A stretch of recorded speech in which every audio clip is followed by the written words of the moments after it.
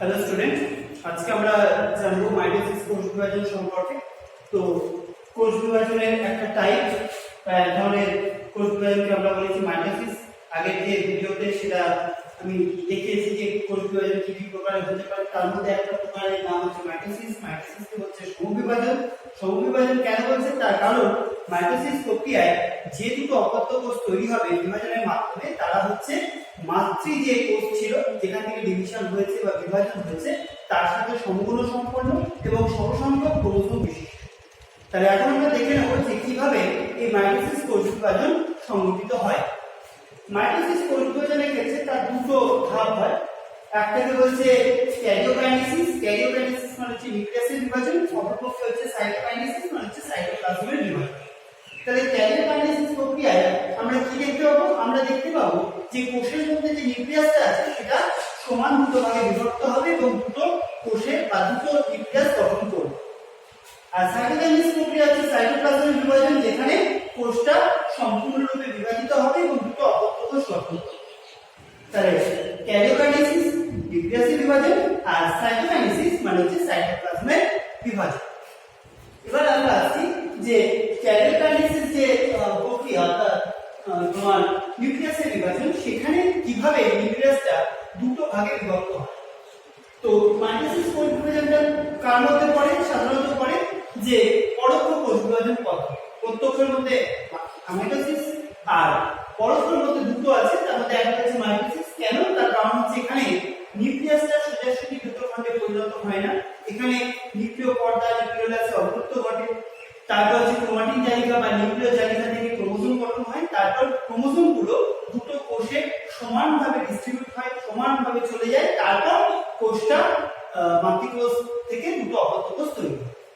তাহলে এখানে ক্যারিওকাইনেসিস অর্থাৎ নিউক্লিয়াসের যে বিভাজন, সেখানে আমরা চারটে আমরা দশা দেখবো। একটা হচ্ছে প্রোফেজ, মেটাফেজ, অ্যানাফেজ আর টেলোফেজ। প্রথম যেটা আছে প্রোফেজ। তাহলে প্রোফেজ দশার যে বৈশিষ্ট্য বলে রাখি, এখানে আমি প্রাণী কোষের ছবি এঁকেছি, উদ্ভিদ কোষের ক্ষেত্রে হয় এবং প্রাণী কোষের ছবিটা আমি এখানে দেখিয়েছি। তোমরা কিন্তু দুটোই করবে, উদ্ভিদ কোষও করতে হবে ছবি, প্রাণী কোষের ছবি কিন্তু করতে হবে। তাহলে প্রথম পর্যায়ে চলে আসছে, প্রথম পর্যায়ে আছে প্রোফেজ। প্রোফেজে কি হয় তোমরা দেখতেই পাচ্ছ, এই যে নিউক্লিয় পর্দাটা আছে, নিউক্লিয় পর্দা ডটেড লাইন দিয়ে দেখিয়েছি, অর্থাৎ নিউক্লিয় পর্দাটা অবলুপ্ত হচ্ছে। তারপর এটা হচ্ছে নিউক্লিয় পর্দা অবলুপ্ত হচ্ছে, নিউক্লিওলাস সেটাও অবলুপ্তি হচ্ছে। তাহলে প্রোফেজ দশার শুরুতেই কি দেখো? শুরুতেই দেখো নিউক্লিয় পর্দা এবং নিউক্লিওলাসে অবলুপ্তির সূচনা হচ্ছে। আর কি দেখো? ক্রোমোসোম গঠন হতে দেখো। ক্রোমোসোম কিভাবে গঠন হচ্ছে? ক্রোমোসোম গঠন করার যে পদ্ধতি, সেখানে আমরা দেখতে পাবো যে ক্রোমাটিন জালিকা বা নিউক্লিয়াসের ভেতর যে নিউক্লিয় জালিকা আছে সেটা আস্তে আস্তে ক্যান্সার এবং ক্যান্সার হচ্ছে উন্মোচিত হবে। তার সাথে জলের বিয়োজন ঘটবে, অর্থাৎ জল বেরিয়ে আসে। জল যখনই বেরিয়ে আসছে প্রক্রিয়াটা হচ্ছে ঘনীভবন। তাহলে ঘনীভবন এবং কুণ্ডলীকৃত হয়ে ক্রোমাটিন জালিকা বা নিউক্লিয় জালিকা যাই বলো না কেন সেটা ক্রোমোসোম গঠন করছে। এবং এখানে মনে রাখবে যে প্রতিটি জীবের ক্ষেত্রে কটা ক্রোমোসোম গঠন হবে সেটা নির্দিষ্ট, সেটা হচ্ছে ধ্রুবক। যেমন মানুষের যদি দেহকোষ বলি, মানুষের দেহকোষে যেমন তোমরা জানো ক্রোমোসোম সংখ্যা হচ্ছে 46টি, তার মধ্যে 44টি অটোসোম আর দুটো হচ্ছে সেক্স ক্রোমোসোম। তাহলে মানুষের যখন কোষের মধ্যে আমি মাইটোসিস দেখবো তখন ক্রোমোসোম কটা গঠন হবে? 46টি। এটা মাথায় রাখবে যে প্রতিটি জীবের ক্ষেত্রে এই ক্রোমোসোম কতগুলো গঠন হবে সেটা নির্দিষ্ট এবং সেই নির্দিষ্ট সংখ্যা দ্বারাই সেই প্রজাতির জীবটিকে আমি চিহ্নিত করতে পারি। তো যাই হোক, তাহলে প্রথম হচ্ছে নিউক্লিয় পর্দা এবং নিউক্লিয়াসে অবলুপ্তি হচ্ছে, তারপর হচ্ছে ক্রোমোসোম গঠন হচ্ছে। আর যদি এটা প্রাণী কোষ হয়, তখন এখানে প্রাণী কোষের ছবি দিয়েছি, প্রাণী কোষের ক্ষেত্রে আমি দেখতে পাবো তার যে সেন্ট্রোজোম দুটো আছে সেটা বিভক্ত হয়ে দুটো অপত্য সেন্ট্রিওল গঠন করবে এবং সেটা আস্তে আস্তে কোষের দুটো পাশে চলে যেতে শুরু করবে। তাহলে উদ্ভিদ কোষের ক্ষেত্রে কিন্তু কোনো সেন্ট্রোজোম নেই, তাই উদ্ভিদ কোষের ক্ষেত্রে এখানে আমি সেন্ট্রোজোমের ছবি দিতে পারবো না। আমি একমাত্র প্রাণী কোষের ক্ষেত্রে তার যে সেন্ট্রোজোম দুটো ভাগে বিভক্ত হয়ে দুটো সেন্ট্রিওল গঠন হচ্ছে, এই ছবিটা দিতে পারবো প্রোফেজের ক্ষেত্রে। তাহলে এটা হলো প্রোফেজ। সেকেন্ড যে পর্যায়ে অর্থাৎ মেটাফেজ দশায়, মেটাফেজ দশায় কি হচ্ছে? ক্রোমোসোম গঠন হয়ে গেছে, মেটাফেজ দশার শুরুতে নিউক্লিয় পর্যায় এবং নিউক্লিয়াস সম্পূর্ণরূপে অবরুদ্ধ হয়ে গেছে, তার কোনো অস্তিত্ব আর নেই এবং বেম গঠন হয়েছে। বেম কি জিনিস? বেম হচ্ছে এই টোটাল ব্যাপারটা মানে যদি প্রাণী কোষের ক্ষেত্রে সেন্ট্রোজোম থেকে সেন্ট্রোজোমের যে অ্যাস্ট্রাল রশ্মি সেখান থেকে বেম গঠন হয়, তাহলে বেম গঠন মানে এরকম মাকো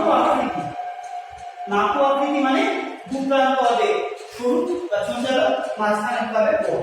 তাহলে এই যে জিনিসটা গঠন হচ্ছে, তন্তুর যে জাল গঠন হচ্ছে, সেক্ষেত্রে দেখা যাচ্ছে তার প্রান্ত ভাগটা হচ্ছে চঞ্চাল বেমের মতো আর মাঝখানেরটা হচ্ছে চওড়া। এবং এই যে বেম বা মাকু ইংলিশে বলা হয় স্পিন্ডল, এটা যে গঠন হচ্ছে প্রাণী কোষের ক্ষেত্রে এটা তৈরি হবে কোথা থেকে? সেন্ট্রিওল থেকে। এই যে সেন্ট্রিওল দুটো ভাগ হয়েছে, প্রোফেসের ক্ষেত্রে দেখো সেন্ট্রিওল ভাগ হয়েছে এবং মাঝখানে এই বেম তন্তুগুলো সৃষ্টি হয়েছে। দুটো সেন্ট্রিওল দুদিকে চলে গেছে এবং বেম তন্তুগুলো তৈরি কমপ্লিট হলো। আর উদ্ভিদ কোষ যদি হয়, উদ্ভিদ কোষের ক্ষেত্রে মাইক্রোটিবিউল থেকে এই বেমের গঠনটা সম্পন্ন হয়। তাহলে প্রাণী কোষ যদি হয় তাহলে সেন্ট্রিওল থেকে বেম গঠন হবে, আর যদি উদ্ভিদ কোষ হয় তাহলে বেম গঠন হচ্ছে মাইক্রোটিবিউল। তাহলে মাইটোসিসের শুরুতেই আমি কি দেখব? বেমের গঠন কমপ্লিট হবে এবং সেখানে দু ধরনের বেম তন্তু আমরা দেখতে পাবো। এই যে লাইনগুলো দিয়েছি এগুলো হচ্ছে বেম তন্তু।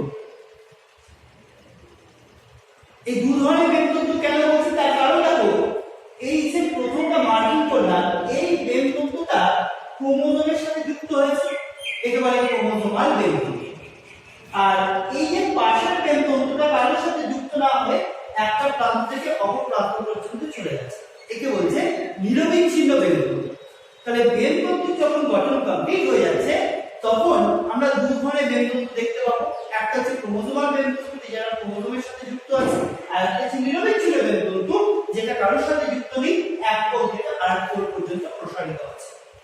এবার প্রশ্ন আসছে যে যে ক্রোমোজোমাল বেম তন্তুগুলো আছে এখানে, সেগুলো ক্রোমোজোমের কোন স্থানে গিয়ে সংযুক্ত হচ্ছে?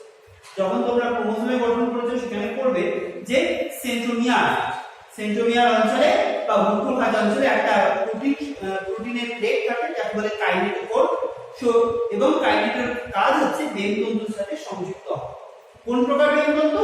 ক্রোমোজোমাল বেম তন্তু। তাহলে ক্রোমোজোমাল বেম তন্তুগুলো ক্রোমোজোমের কাইনেটোকোর অর্থাৎ মুখ্য ভাজ অঞ্চলে যে প্লেটটা আছে সেই প্লেটের সঙ্গে গিয়ে আটকে যায়। আর কিছু বেম তন্তু তারা নিরবিচ্ছিন্ন, এক কারোর সাথে আটকে না, কোনো ক্রোমোজোমের সাথে যুক্ত হয় না, এক প্রান্ত থেকে অপর প্রান্ত পর্যন্ত প্রসারিত। তাহলে মেটাফেজ দশার শুরুতে এই বেমের গঠন আমি কমপ্লিটলি দেখতে পাবো এবং ক্রোমোজোমগুলো দেখো বেমের মাঝখানে। আমি যদি বেম বলি তাহলে বেমের মাঝখানে কোথায়? তাহলে ক্রোমোজোমগুলো সমস্ত বেমের কিন্তু মাঝখানে সজ্জিত হয়, অর্থাৎ কোষের মাঝখানে চলে আসে এবং এটা একটা স্তর গঠন করে।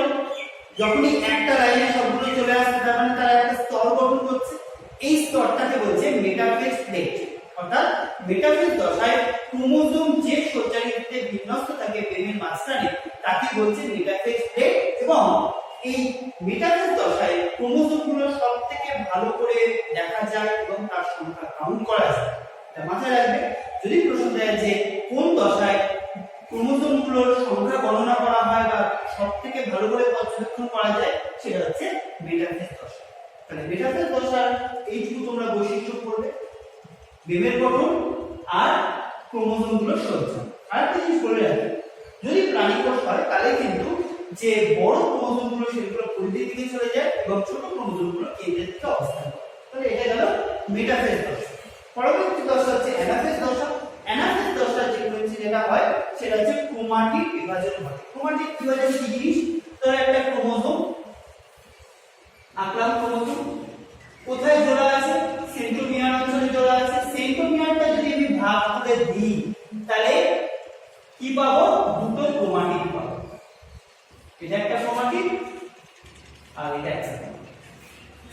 অ্যানাফেজ দশায় এটাই হয়, ক্রোমোজোমাল যে বেম তন্তুগুলো আছে সেগুলো ক্রোমোজোমকে টানার জন্য এই যে সেন্ট্রোমিয়ার অঞ্চলটা সেটা দুটো খণ্ডে পরিণত হয় এবং তার সাথে সাথে একটা ক্রোমোজোমের যে দুটো ক্রোমাটিড আছে তারা বিভক্ত হচ্ছে, এখানে বিভক্ত হয়ে গেছে। এবং যখনই তারা বিভক্ত হয়ে যাচ্ছে তারা কিন্তু ক্রোমোজোমাল যে বেম তন্তুর সাথে যুক্ত আছে তারা কিন্তু ক্রোমোজোমগুলোকে উপরের দিকে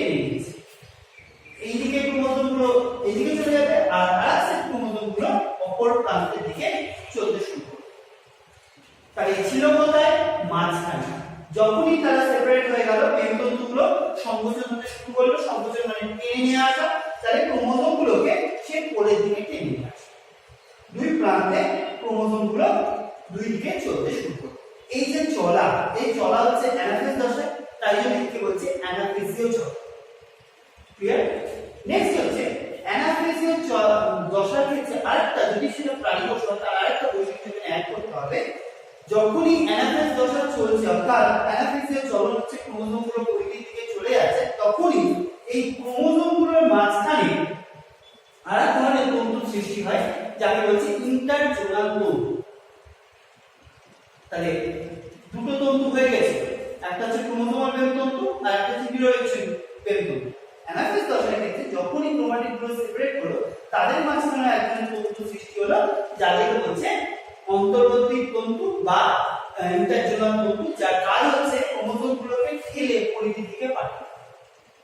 প্রাণী কোষের ক্ষেত্রে আরেকটা বৈশিষ্ট্য বলবো, সেটা হচ্ছে যখনই কোষ ক্রোমোজোম গুলো দুটো প্রান্ত থেকে সরে যাচ্ছে, তখনই তার মাঝখানে এক ধরনের বিশেষ গঠন তৈরি হয়।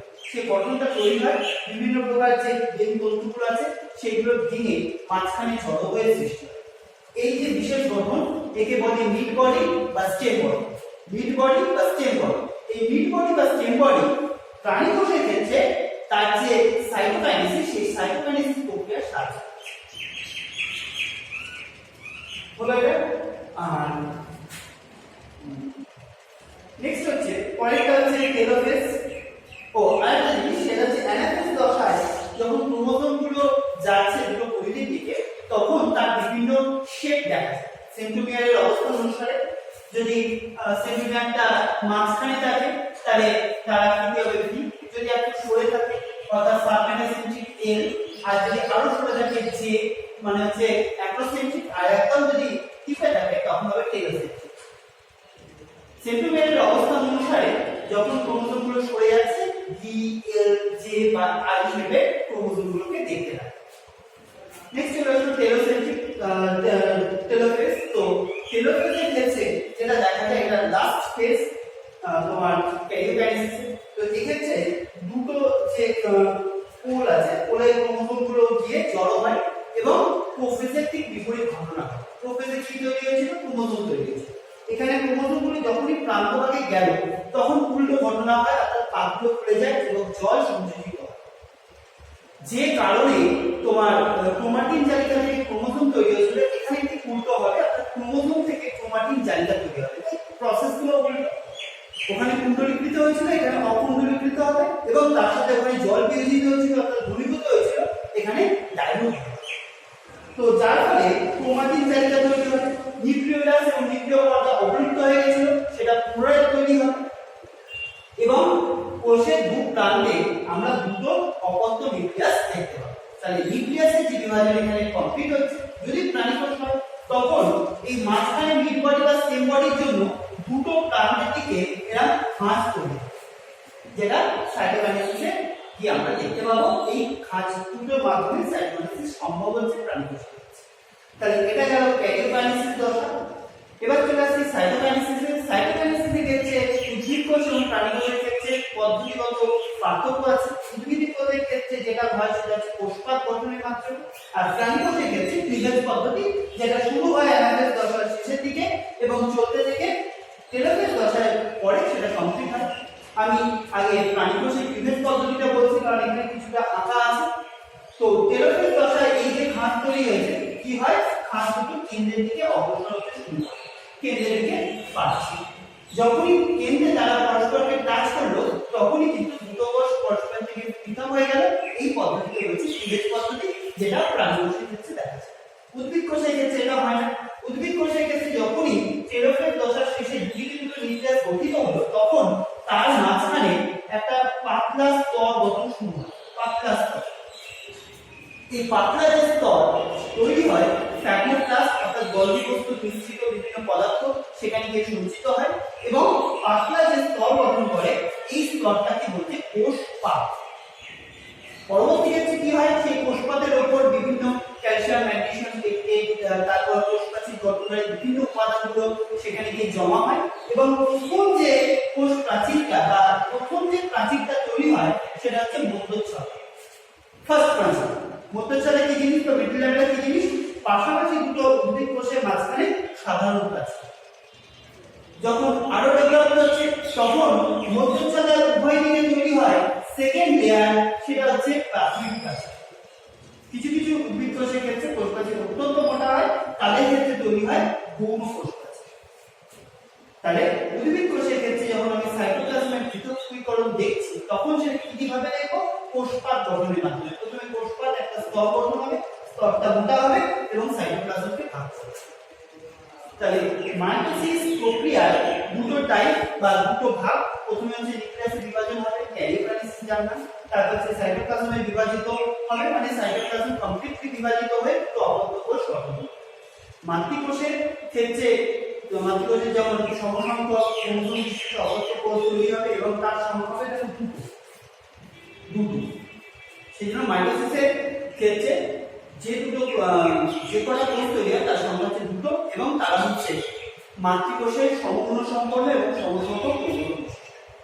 এটা ভালো করে দেখবে, যদি কোনো প্রয়োজন হয় তাহলে আমাকে আবার জানাবে।